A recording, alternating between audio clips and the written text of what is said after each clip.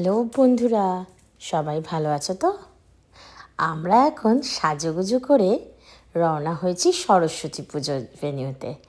হ্যাঁ, আমেরিকার টেক্সাসের ড্যালাস শহরে এই সরস্বতী পুজোর ভিডিও নিয়ে আমার আজকের ভিডিওটা।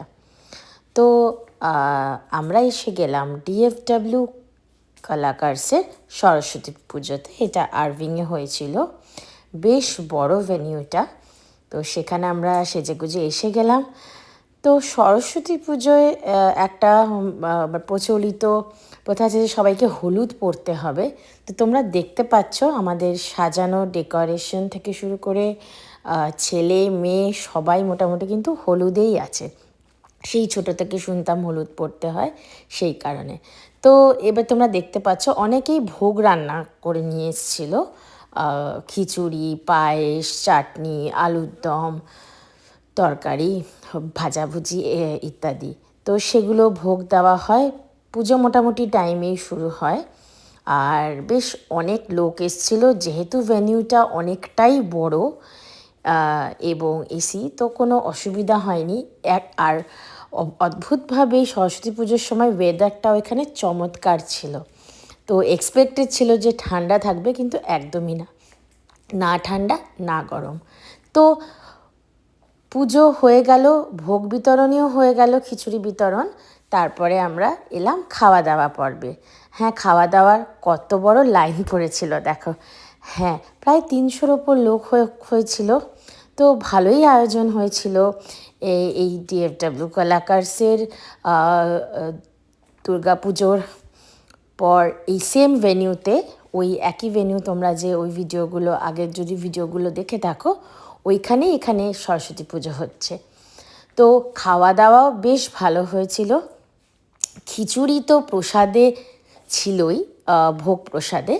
এছাড়া ওরা খাবারে, মানে দুপুরের খাবারে নর্থ ইন্ডিয়ান খাবার রেখেছিল এবং প্রত্যেকটা খাবারই বেশ ভালো হয়েছিল।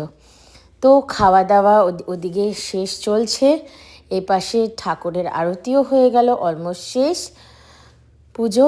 আর এদিকে সব ছোট ছোট কচিকাচারা ছবি আঁকতে ব্যস্ত। হ্যাঁ, ওদেরকেও এনগেজ রাখার জন্য এখানে একটা বসে আঁকো অ্যারেঞ্জ করা হয়েছিল, তোমরা সবাই দেখতে পাচ্ছ। আর এক পাশে স্টেজে, এখানে খুব বড় একটা স্টেজ, তো এই স্টেজে অনেকটা সময় ধরে কালচারাল প্রোগ্রামের ব্যবস্থা করা হয়েছিল। তো সব কচিকাঁচা থেকে শুরু করে যে যা পারে বা করতে ইন্টারেস্টেড, সেটাতেই এখানে পরিবেশন করে, সেটা নাচ হোক কি গান হোক কি যাই হোক। তো একদম ছোট থেকে শুরু করে বড় অবধি সবাই চমৎকার পারফরমেন্স হয়েছিল প্রত্যেক কটা। মানে গান হোক নাচ হোক বেশ ভালোই। মানে এখানে অনলাইনে সবাই প্র্যাকটিস করে, বিকজ গিয়ে সম্ভব হয় না। তো অনলাইনে এত সুন্দর প্র্যাকটিস, এত সুন্দর মানে সিনক্রোনাইজেশন সবার, তো সেটা কিন্তু একটা বড় ব্যাপার।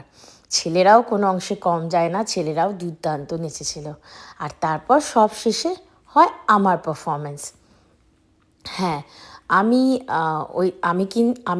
গান না জানলেও ওই দিনকে আমি গান করেছিলাম। হ্যাঁ, মানে গান না জানা মানে গান শিখিনি আমি কখনো, কিন্তু আমার গান নাচ দুটো করতেই ভালো লাগে। স্পেশালি সিঙ্গিংটাতে আমার একটু কনফিডেন্স লেভেলটা একটু বেশি, তাই ওই দিন আমি মানে হাইট অফ সেলফ কনফিডেন্স বলতে পারো, স্টেজে উঠে গান গাইতে শুরু করলাম এবং বেশ জমেই গেছিল। কিন্তু সবাই বেশ দেখছিলাম, আনন্দ করছিল, নাচ করছিল আমার সাথে সাথে। তো তখন মনে হচ্ছিল, আমার কথা বলছিল, তুমি কিন্তু শিখলেই পারতে গানটা। যাই হোক, বেশ ভালোই হয়েছিল। সব শেষে আমরা নিজেরাই পারফর্ম করছিলাম কিছুক্ষণ, তখন অলরেডি সন্ধ্যা হয়ে গেছিলো। তো যাই হোক, এইভাবে সরস্বতী পুজোটা আমাদের দারুণ কাটলো এবং আমরা প্রচুর ছবি নিয়েছি, সেলফি নিয়েছি, স্টিল ফটোস, প্রচুর বন্ধুদের সঙ্গে খুব ভালো সময় কাটলো। সবাইকে খুব সুন্দর দেখতে লাগছিল। যদি ভিডিওটা ভালো লাগে অবশ্যই কমেন্ট করো।